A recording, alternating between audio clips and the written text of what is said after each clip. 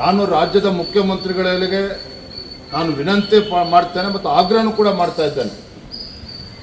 ಅಲ್ಪಸಂಖ್ಯಾತರ ಓಲೈಕೆ ರಾಜಕಾರಣ ಒಂದು ಕಡೆ ಆದರೆ ದೇಶದ ಹಿತದೃಷ್ಟಿಗೆ ಧಕ್ಕೆ ತರ್ತಕ್ಕಂಥ ಇಂಥ ನಿರ್ಧಾರವನ್ನು ಕೈಗೊಳ್ಳಬೇಡಿ. ಈ ರೀತಿ ಕೆಟ್ಟ ರಾಜಕಾರಣವನ್ನು ಬದಿಗಿಡಿ. ರಾಜ್ಯದ ಹಿತವನ್ನು ಕೂಡ ಗಮನಿಸಬೇಕು. ಈ ರೀತಿ ಅಕ್ರಮ ವಲಸಿಗರಿಗೆ ಇವತ್ತು ನೆಲೆನ ಕೊಟ್ಟಿದ್ದು ಸಾಲದು ಅಂತೇಳಿ ಶಾಶ್ವತವನ್ನು ಕೊಡಕ್ಕೆ ಹೊರಟಿದ್ರೆ ಅದು ಭಾರತೀಯ ಜನತಾ ಪಾರ್ಟಿ ನಾವು ಸಂಪೂರ್ಣ ವಿರೋಧಿಸ್ತೇವೆ.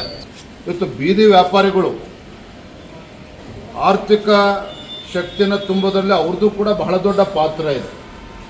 ಮತ್ತು ಅವರು ಕೂಡ ಬೀದಿ ವ್ಯಾಪಾರಿಗಳು ಅಂತ ಹೇಳಿದ್ರೆ ಭಾಳ ಬಡ ಕುಟುಂಬದಿಂದ ಬಂದಿರತಕ್ಕಂಥವ್ರು.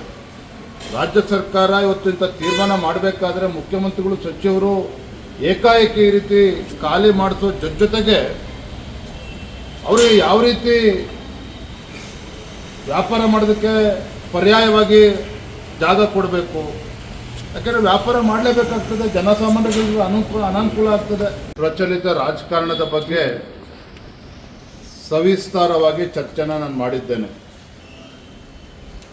ಮುಂಬರುವಂತಹ ಉಪಚುನಾವಣೆ ಇರ್ಬೋದು, ಹಿರಿಯೂರು ಮತ್ತು ಧಾರವಾಡ ಕ್ಷೇತ್ರದ ಉಪಚುನಾವಣೆ ಮತ್ತು 4 ಟೀಚರ್ಸ್ ಮತ್ತು ಗ್ರ್ಯಾಜುಯೇಟ್ ಕಾನ್ಸ್ಟಿಟ್ಯೂನ್ಸಿ ಚುನಾವಣೆಗಳು ಏನು ಬರ್ತಾ ಇದೆ, ವಿಧಾನ ಪರಿಷತ್ ಚುನಾವಣೆಗಳು, ಅದ್ರ ಬಗ್ಗೆನೂ ಕೂಡ ಚರ್ಚೆ ಮಾಡಿದ್ದೇನೆ. ಈಗಾಗಲೇ ಭಾರತೀಯ ಜನತಾ ಪಾರ್ಟಿ 3 ಕ್ಷೇತ್ರಗಳಲ್ಲಿ ನಮ್ಮ ಅಭ್ಯರ್ಥಿನೂ ಕೂಡ ಘೋಷಣೆ ಮಾಡಿದ್ದೇವೆ. ಅದಕ್ಕೆ JDS ಪಕ್ಷದ ಸಹಕಾರವನ್ನು ಕೂಡ ನಾನು ಕೇಳಿದ್ದೇನೆ. ಮತ್ತು ಇಂಥ ಭ್ರಷ್ಟ ಜನವಿರೋಧಿ ಕಾಂಗ್ರೆಸ್ ಸರ್ಕಾರವನ್ನು ಮುಂದಿನ ದಿನಗಳಲ್ಲಿ ಕಿತ್ತು ಒಗಿಬೇಕು ಅಂತ ಹೇಳಿದ್ರೆ BJP ಮತ್ತು JDS ಮಧ್ಯೆ ಇನ್ನೂ ಹೆಚ್ಚು ಸಮನ್ವಯತೆಯಿಂದ ಕೆಲಸ ಮಾಡಬೇಕು ಅನ್ನೋ ವಿಚಾರವನ್ನು ಕೂಡ ನಾನು ಚರ್ಚೆ ಮಾಡಿದ್ದೇನೆ. ಹಾಗಾಗಿ ತತ್ಕ್ಷಣ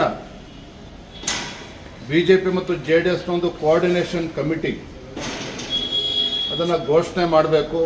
ಭಾರತೀಯ ಜನತಾ ಪಾರ್ಟಿ ಕಡೆಯಿಂದ ನಾನು ಅಂದರೆ ರಾಜ್ಯದ ಅಧ್ಯಕ್ಷರು ಮಾನ್ಯ R. ಅಶೋಕ್ ಅವರು ಮತ್ತು ಪ್ರಹ್ಲಾದ್ ಜೋಶಿಜಿಯವರು ನಾವಿರ್ತೇವೆ. ಮತ್ತು JDS ಕಡೆಯಿಂದ ತಾವು ಕೂಡ ಇರಬೇಕು ಮತ್ತು ಇನ್ನೊಬ್ಬರ ಹೆಸರನ್ನ ಸೂಚಿಸಬೇಕು ಅನ್ನೋ ಮನವಿಯನ್ನು ಕೂಡ ನಾನು ಮಾಡಿದ್ದೇನೆ. ಅವರು ಕೂಡ ಅದಕ್ಕೆಲ್ಲದಕ್ಕೂ ಕೂಡ ಸಹಮತವನ್ನು ವ್ಯಕ್ತಪಡಿಸಿದ್ದಾರೆ. ಇಲ್ಲ ನಾವು ಒಟ್ಟಿಗೆ BJP ಮತ್ತು JDS ಏನೇ ಸಮಸ್ಯೆಗಳು ಬಂದರೂ ಕೂಡ ಇಲ್ಲಿ ಕೂತು ಚರ್ಚೆ ಮಾಡಿ ಇನ್ನೂ ಹೆಚ್ಚು ಉತ್ಸಾಹದಿಂದ ಕೆಲಸ ಮಾಡಬೇಕು.